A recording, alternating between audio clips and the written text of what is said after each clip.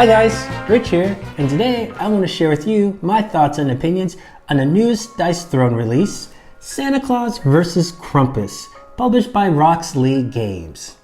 Now, if you're a big fan of Dice Throne, you've probably already heard about this game, and you probably already have it on your Christmas list. But heck, if you've never played this game before, you can still jump into the Dice Throne universe and still have a great time. So you're probably asking yourself right now, hey Rich, what's this game all about? What's the theme? Well, let's go ahead and jump right into it. It was the night before Christmas, and all through the house, not a creature was stirring, not even a... Whoa, what's that? This holiday season, Santa Claus and Krampus are dueling it out at the table. In this battle-style Yahtzee game, players will be rolling dice and playing cards to see who can defeat the other first. Will you be a good boy or girl and help Santa Claus save Christmas? Or will you be a Krampus and use all of the rejected toys to try to ruin Christmas for everyone? The choice is yours in Dice Throne, Santa Claus vs. Krampus. And now that we know about the game, let's go ahead and jump up top and let's talk about how the game plays. Alright, I'll see you there. Hi, Rich here. Thank you for joining me at the table today. Today I'm just going to do a quick overview of these two characters here. We have Santa Claus and Krampus. This in no way is a rules teach. This is not a setup. This is just me going over both of the different characters, a little bit about how they play, and the cool uniqueness between their cards. If you are looking for any awesome Dice Throne videos, there are some terrific ones here on the Dice Tower Network, which go over how to play and all of those great things. So let's get started here. Let's go ahead and take a quick peek at Santa Claus. So as you can see here, we have Santa Claus. If we look over here, you can tell that his complexity level, he isn't too complicated for new players or people who are used to playing Dice Throne to pick up and play. And over here we've got a few rules clarifications on a few of his tokens and things that he does. But yes, Santa Claus. With Santa Claus, you're going to be trying to spread as much cheer as you can and drink as much eggnog as you can. When you use cheer, pretty much you're going to stack those up to have a stack limit of 3. And then a player with this token are going to spend one of those dice, or one of these tokens here, to re-roll a dice, or spend 3 to change one of the dice to a 6. And anybody who plays Dice Throne, you know that's pretty powerful when you're definitely trying to get your ultimate. Another cool thing about Santa Claus is he's going to have these eggnog. Eggnog, you can have a stack limit of 5. It's a positive status effect, and you spend 3 of these for a benefit. A player may spend 3 of these tokens anytime to roll 1 dice. And here, each time you roll a dice, will have different effects. If you get an axe, you'll get to do 2 undefendable damage. A bell will give you 2 health and 1 CP. And a star will give you 2 health and 1 card. Anybody who plays Dice Throne will know anytime you get health, it's always nice, because health can go by quickly in this game. But yes, Santa Claus. Santa Claus will be spreading these tokens here. As you can tell, there's eggnog and cheer. Along with that, these are a few of the things on his character board here. We have Santa Claus, and it says, all you need to do is believe. How terrific is that? So the cool thing about this festivity, Santa, holiday, Dice Throne package here is all the cool things we have here. We have Trim Your Tree. You have festivities.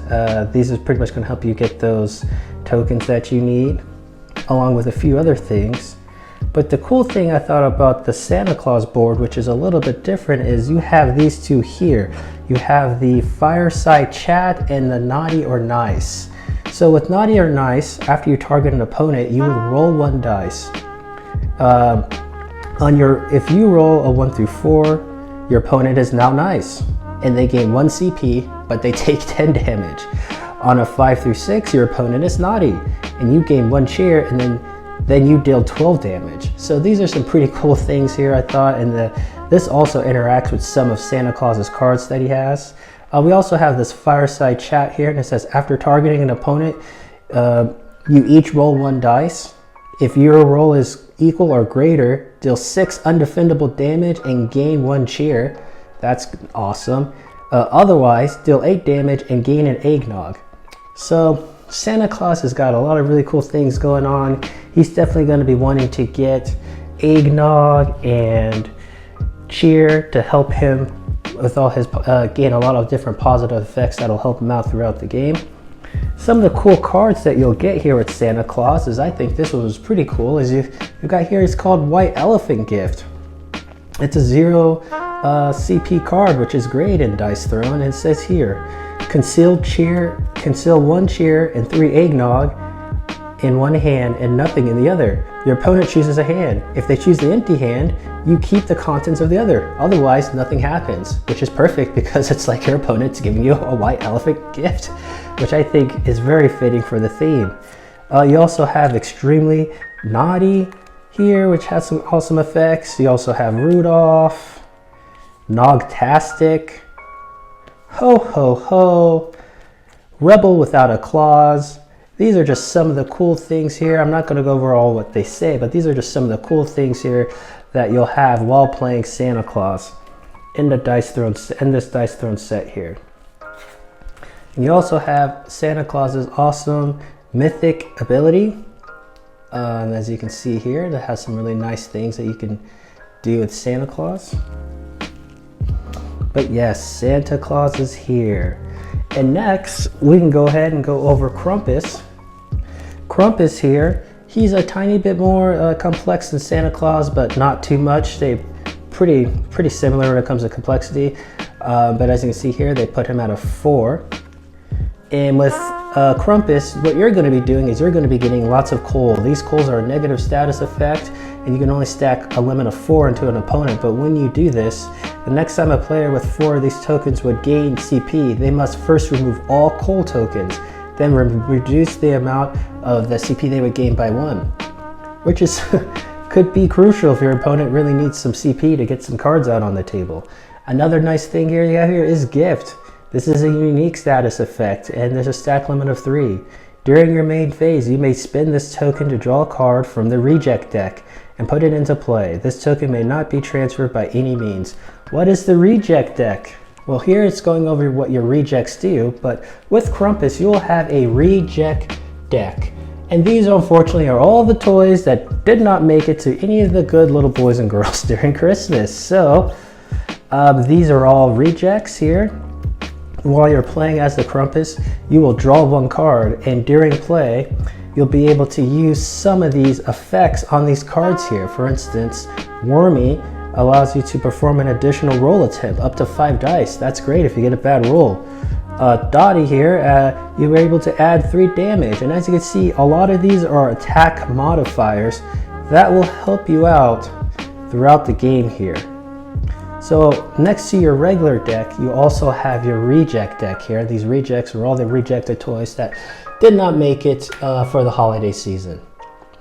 Along with this there, we have the player board here. We have Krampus, and as you can see here, Krampus says, "We'll see who's jolly this year." Well, we sure will, Mr. Krampus.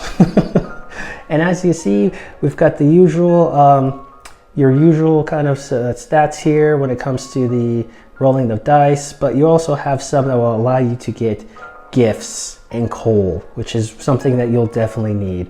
Another cool thing here is you have like these bad tidings here. I thought this was a pretty cool ability here.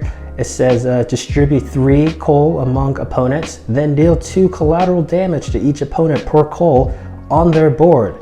Ouch! Especially if they've got a bunch on there, you're doing a lot of damage. Also too, you've got some other nice things here with the rejection and having to draw your rejects and play them on the board. So Krampus is really fun too. He's really unique, and the thing about him is you want to try to get your rejects into play, and you also want to try to get your status effects with these coal and these gifts here onto the other players' boards, because they are unique.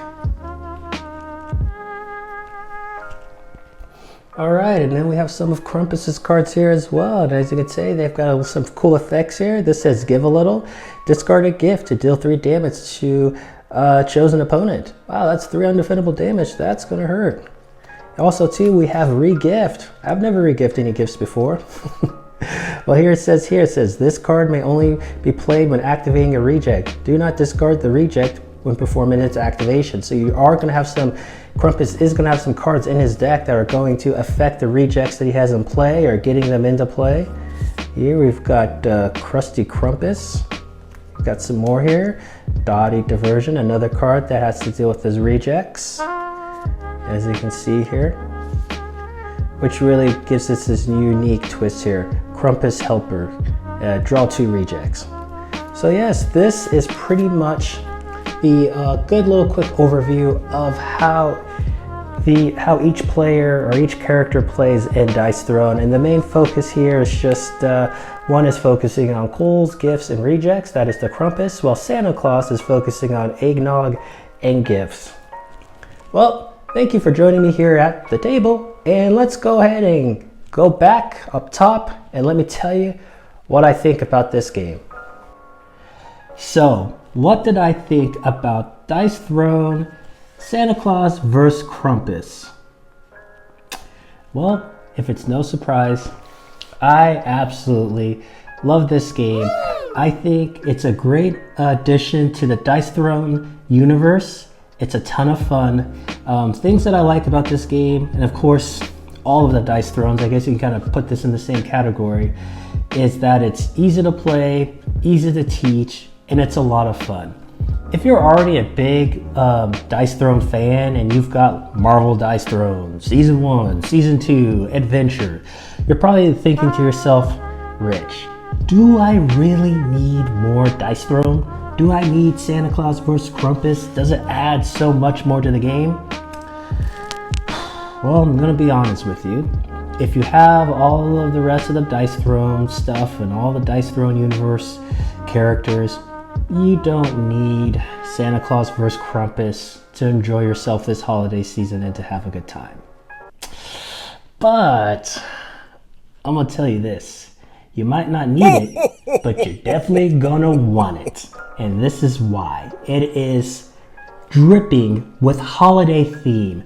From the characters themselves, Santa Claus, if you look at these character boards here, they've got all the fun little quirky names and everything to do with Christmas. From Krampus himself, it's just fantastic. And all of the rejected toys, great stuff. It has all the great, fantastic components that you love and adore from Dice Throne, and even the dice themselves are just fantastic quality. So it's really cool. It's really great. Now, even if you are never heard of Dice Throne, never played any Dice Throne games, then I think this is a great introduction to even, jump into the holiday season. Maybe you're looking for a game to play with your loved ones. You might want to jump in with this box here because the characters are very easy to pick up. It's not, as I said before, not hard to understand, and I think it's great. For those of you that have played a lot of Dice Throne and you're looking to play with your family for Christmas, yeah, definitely get it. I'm telling you, it's a really good little box. I think it's very cool and very unique when you're able to bring holiday themes into games. You can really see that done easily with the horror genre when it comes to horror games, but it's really tricky to do with other games such as Easter or any other holidays. So to see it incorporated so well into this game, with Dice Throne, I think it's fantastic. Overall, I give this one an 8. It's a great game for the holiday season, and if you're looking for something to maybe buy for that special one, for that person who's a really big Dice Throne fan, or just a small gift for someone you care about in the family, I would definitely look into this one. I mean, it's pretty good. So those are my thoughts and opinions on Dice Throne, Santa versus Krampus. Thank you today for joining me here at the table as I gave my thoughts and opinions on Dice Throne, Santa Claus vs. Krampus. Well, if you like this video, make sure to hit that like button. And for more Dice Tower goodness, make sure to hit that subscribe button. And if you want to talk more Dice Throne or more about this game in particular, make sure to leave those comments down below. Because if there's one thing that Rich really enjoys, it's engaging with you, the community. Well, I wish you all a very Merry Christmas and a Happy Holidays. Talk to you later. Bye.